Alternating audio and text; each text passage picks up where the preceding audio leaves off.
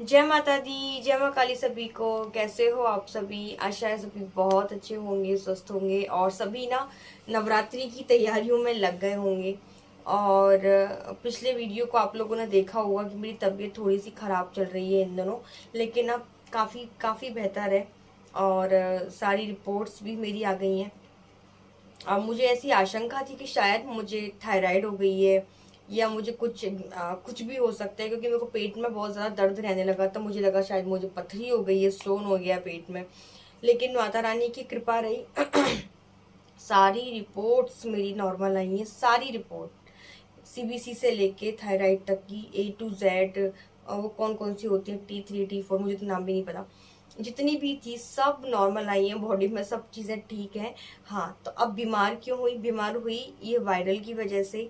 और रात रात भर जाकर काम करना, वीडियो बनाना, आप लोगों के प्रश्नों के उत्तर देना, और भी बहुत सी चीज़ें रहती हैं, पूजा पाठ से जुड़ी चीज़ों को देखना, अपनी साधनाएं। तो रात भर जागने की वजह से, नींद पूरी ना होने की वजह से, इस वजह से तबीयत खराब हुई मेरी, जो अब काफ़ी ठीक है। और आवाज़ तो मुझे नहीं पता, अभी भी हल्की हल्की चेंज लग रही, क्योंकि सर्दी भी है, बुखार भी था, लेकिन अब चीज़ें बहुत बेहतर है। और माँ से प्रार्थना है कि माँ मुझे नवरात्रि से पहले ठीक कर दे। ये दरअसल बात ये है कि मैं एक चीज़ को लेकर बहुत ज़्यादा सोचती भी रहती हूँ, और बॉडी को रेस्ट नहीं मिल पा रहा। भागम भाग लगी रहती है, आज यहाँ कल यहाँ वहाँ, वो चलता ही रहता है मेरे साथ। अब मैं कल ही लौटी हूँ अपना सब चेकअप करवा के, और आज रुकूंगी और कल फिर मैं वापस से ग्वालियर चली जाऊंगी, क्योंकि वहाँ भी मंदिर का काम चल रहा है, तो वहाँ भी देखना है। ठीक है, तो बहुत सारा, एक अकेला इंसान क्या करे? वो तो पता नहीं माँ कहाँ से एनर्जी दे रही है मुझे इतनी। उसके बाद फिर मंदिर का काम देख कर आऊंगी कैसे क्या चल रहा है, फिर वापस आऊंगी, फिर नवरात्रि की तैयारियों में लग जाऊंगी। बच्चों को गुरु दीक्षा भी देनी है, सब चीजें हैं, बहुत सारी है। गुरु दीक्षा के ऊपर भी एक वीडियो बना दूंगी, कब कैसे क्या होना है सारी चीजों का। तो बस यही है। तो हाँ, मंदिर का काम चालू है। आप लोगों से हाथ जोड़कर विनती है कि आप सभी आगे रहकर माँ काली के मंदिर निर्माण में अपना सहयोग करें, क्योंकि मंदिर का काम एक ऐसा काम है ना, जो एक अकेला व्यक्ति नहीं कर सकता। और मेरी तो बिल्कुल भी नहीं है कि मैं मंदिर का काम अकेले कर पाऊँ।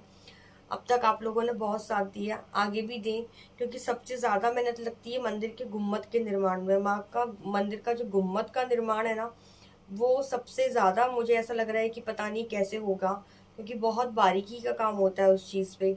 गुम्मद का काम है, मंदिर का जो मेन दरवाजा रहता है वो है, मंदिर की बाउंड्री है, बहुत सारी चीजें होती हैं, लाइट फिटिंग है, सीमेंट भी आनी है, सरिया भी आना है, सब चीजें आनी है।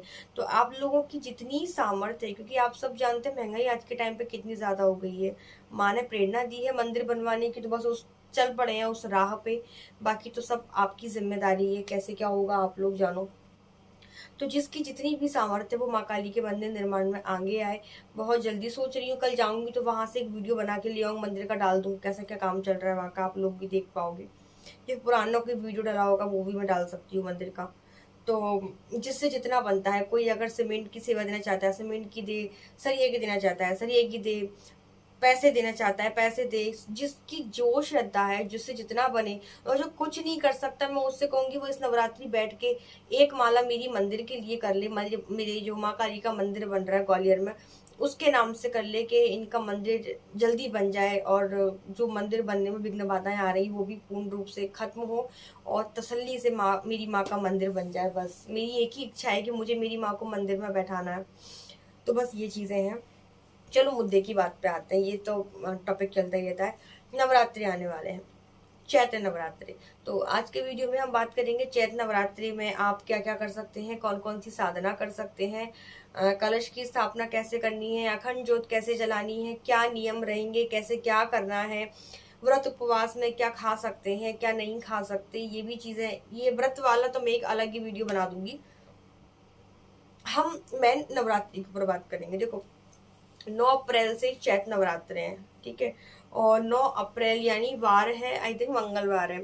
तो मंगलवार के दिन, जैसे 7 दिन होते हैं, 7 दिन के हिसाब से माँ के वाहन डिसाइड होते हैं, कि माँ सोमवार के दिन आएगी तो माँ का वाहन कौन सा होगा, माँ मंगलवार को आएगी तो कौन से वाहन पर सवार होके आएगी। आने का और जाने का ये माँ के वाहन निश्चित होते हैं।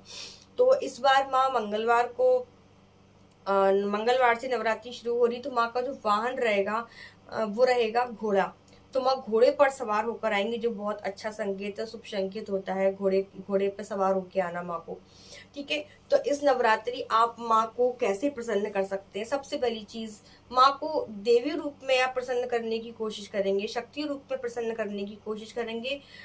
भाई बड़े बड़े देवता माँ को नहीं प्रसन्न कर सके, शक्ति रूप में तो बड़े बड़े जो साधक थे वो भी माँ को नहीं सिद्ध कर सके।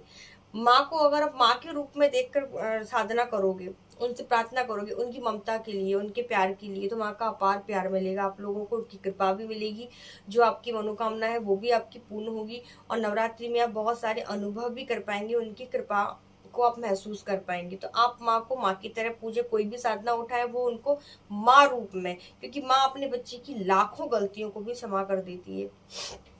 ठीक है, तो अब हम कौन कौन से मंत्रों की साधना कर सकते हैं? आप ओम क्लीम कालिकाय नमः, ओम दुम दुर्गाय नमः, नवान मंत्र की कर सकते हैं, ओम नमः शिवाय मंत्र की कर सकते हैं, ओम नमो भगवते वासुदेवाय मंत्र की कर सकते हैं, हनुमान जी के मंत्र की कर सकते हैं, भैरव जी के मंत्र की कर सकते हैं, बटुक भैरव के मंत्र की कर सकते हैं।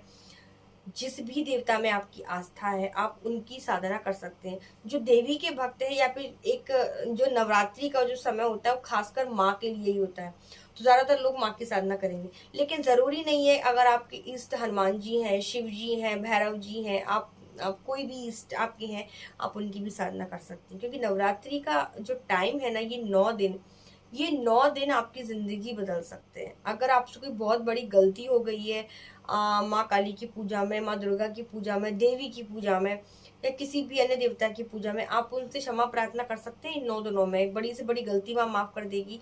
और कितनी भी बड़ी साधना आप करना चाहते हैं किसी भी कार्य को लेके, वो आप इन 9 दिनों में कर सकते हैं। 100% आपकी सारी चीजें पूरी होंगी, ये चीज मैं लिख के दे सकती हूँ, क्योंकि इन 9 दिनों को मैंने महसूस किया है। हर नवरात्रि में इंतजार करती हूँ इन नवरात्रियों का, चाहे वो चैत नवरात्रि हो, चाहे वो शारदीय नवरात्रि हो, या गुप्त नवरात्रि हो। 4 नवरात्रि आते हैं। पहले दिन हम माँ शैलपुत्री की पूजा करते हैं, प्रथम शैलपुत्री, दूसरी ब्रह्मचारिणी, तीसरी चंद्रघंटा, चौथी कूसमांडा, पांचवी स्कंद माता, छठी कात्यायनी, सातवीं कालरात्रि, आठवीं महागौरी और 9वीं सिद्धिदात्री। ये माँ के 9 स्वरूप हैं, और ये सारे स्वरूप एक ही देवी में से प्रकट हुए, यानी माँ दुर्गा में से।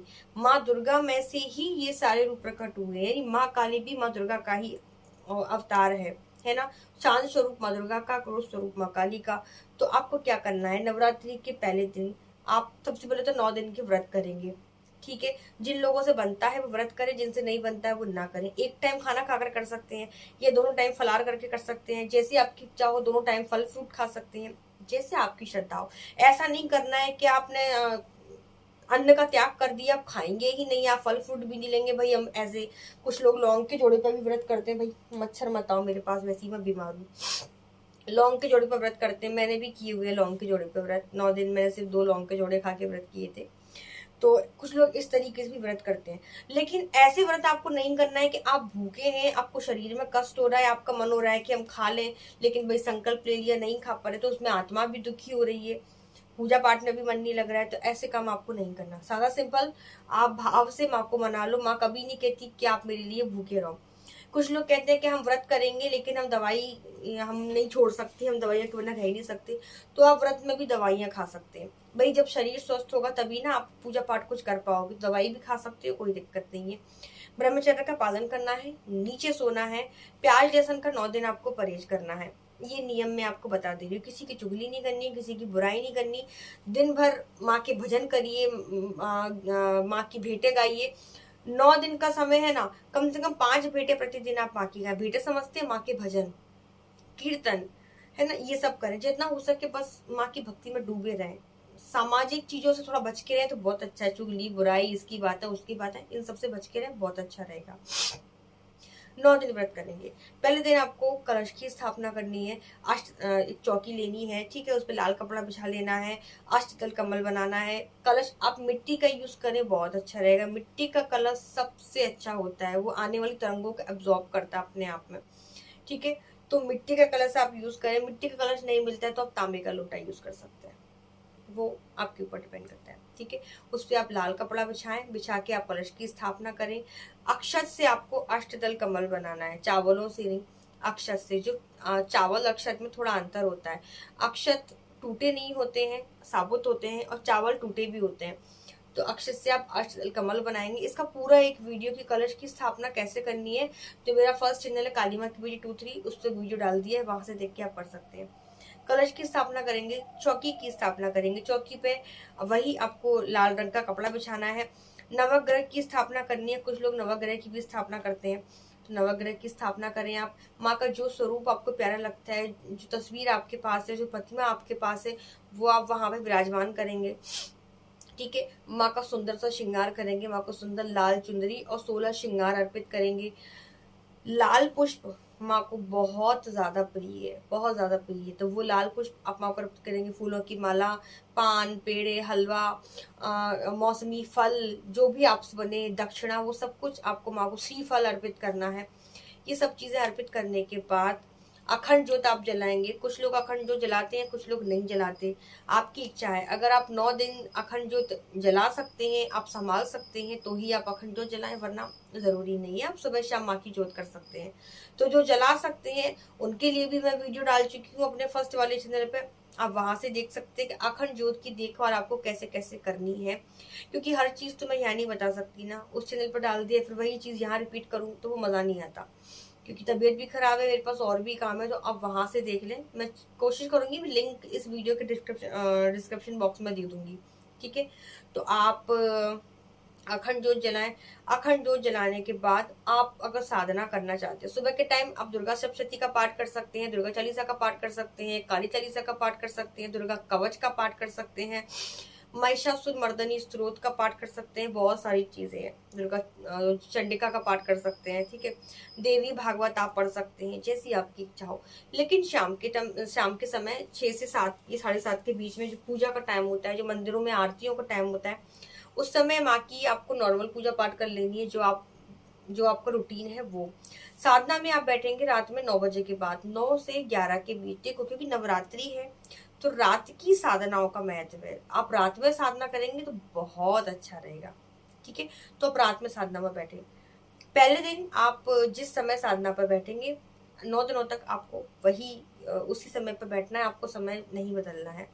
आसन जो आप नित्य यूज करते हैं वही है, उन्हीं लाल रंग का आपका आसन होगा।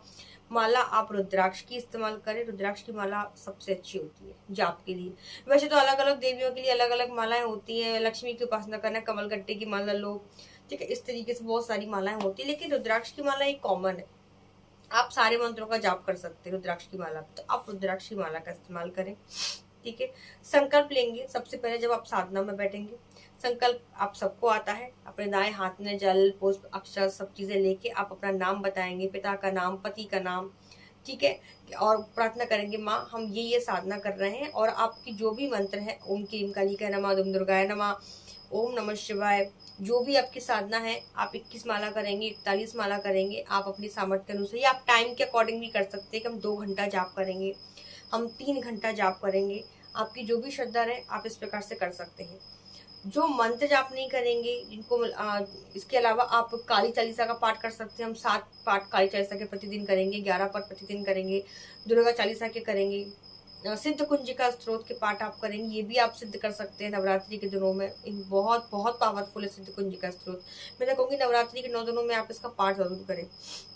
ठीक है, तो इस प्रकार से आप, और हाँ, संकल्प लेके साधना कर सकते हैं। ये भी मैंने आपको बता दिया, पहले कई वीडियो में बताया है। सबसे पहले भगवान गणेश जी का ध्यान करेंगे, उनकी मंत्र की एक माला अपने गुरु मंत्र की। गुरु मंत्र अगर आपके पास नहीं है, भगवान शिव को गुरु बनाइए, हनुमान जी को गुरु बनाइए, भोले बाबा को गुरु बनाइए, जिसको आप मानते हैं उनको मान के भी साधना कर सकते हैं। ठीक है, और उसके बाद आपको जो भी साधना करनी है, जो भी मंत्र आपको भाता है, आप साधना कर सकते हैं। इतना बता दिया मैंने। एक और चीज मैं आपको बताने वाली थी, दिमाग से निकल रही है। हाँ, मुहूर्त, शुभ मुहूर्त क्या है घट स्थापना का और अखंड ज्योत जलाने का, माँ की स्थापना करने का। इसका शुभ मुहूर्त है सुबह 6 बजे से लेके आप 10:20 तक। जैसा मैंने पंचांग में देखा था, सुबह 6 बजे से 10:20 के बीचों बीच आप पूरी स्थापना कर लीजिए, सब तैयारियां कर लीजिए। बहुत शुभ मुहूर्त है, इन दिनों में आप कर सकते हैं। ठीक है, तो ये मैंने बता दिया। और क्या छूट रहा है मेरे से बताने के लिए? माँ बताओ ना क्या छूट रहा है। नारियल के बारे में बता देती हूँ। कलर्स वाला आप वीडियो देखेंगे वहां भी पता चल जाएगा, फिर भी बता देती हूँ कि नारियल में जिस जगह से चोंच निकली होती है ना, वो होता है नारियल का मुंह।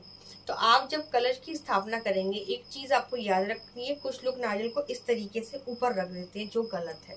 इस तरीके से नारियल को आपको नहीं रखना है। नारियल पे लाल कपड़ा लपेट के, उस पर कलावा बांध के, मौली बांध के, जो चोंच जो निकली होती है ना, उसका मुंह मेरी तरफ होगा। यानी जो साधक है, जो भक्त है, उसकी तरफ नारियल का मुंह, जैसे ये कलश है और आपको इस तरीके से नारियल रखना है, इस तरीके से। यानी कि जो चोंच है नारियल का, जो मुंह है, वो मेरी तरफ होगा, वो आपकी तरफ होगा। ठीक है, इस तरीके से आपको कलश की स्थापना करनी है। बाकी मैंने सारी चीजें बता दी है कैसे क्या करना है। कोई प्रश्न आपके मन में रह जाता है कमेंट में पूछ लेना। नवरात्रि में टाइम में कोशिश करूंगी फटाफट से वीडियो बना दूं। अगले वीडियो में हम बात करेंगे, चलो देखेंगे जो भी टॉपिक रहेगा। आज की वीडियो में इतना ही बता दे रही हूँ। बस कोई प्रश्न आपके रह जाता है तो मुझे बता देना, लाइव में आके बता दूंगी। जैसे भी होगा मैं कोशिश करूंगी वीडियो बना के आपको नवरात्रि से पहले पहले बता दूं सारी चीजें। चलो आज की वीडियो में इतना ही। सभी को जय माता दी, जय माँ काली। और आप सभी से प्रार्थना है कि आप सभी माँ काली के मंदिर निर्माण में बढ़ चढ़कर अपना सहयोग दें। ठीक है, आप ही का मंदिर है ना, आप ही की माँ है। धन्यवाद।